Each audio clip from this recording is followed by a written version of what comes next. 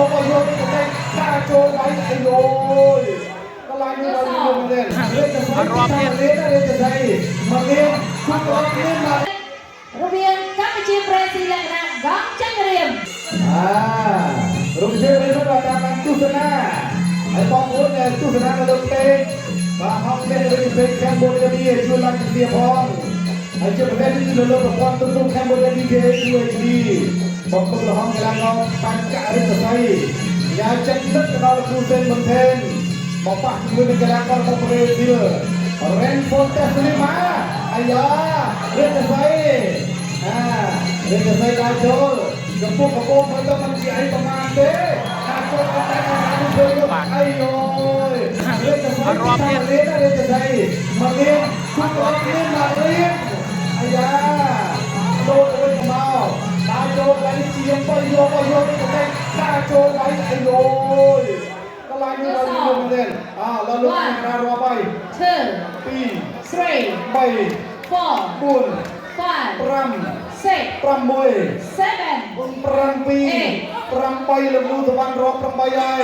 ចាំដល់តាចូលទៀតប្រយ័ត្នទីការលេខកសៃចាំតាចូលអូកន្លែងនេះឥឡូវរងកសាទៀត2ហើយ3 4មិនចេះខ្លាំងដល់បាល់ទាន់ដល់បាក់គុណខ្មែរ8អូខេបានទៀតចាំតាទៀតទេចាំមួយធ្វើមួយអូចាប់បាត់ហើយអរសាទរបានការិទ្ធស័យអូយសាបានេះបានការិទ្ធស័យប្រញាប់ណាស់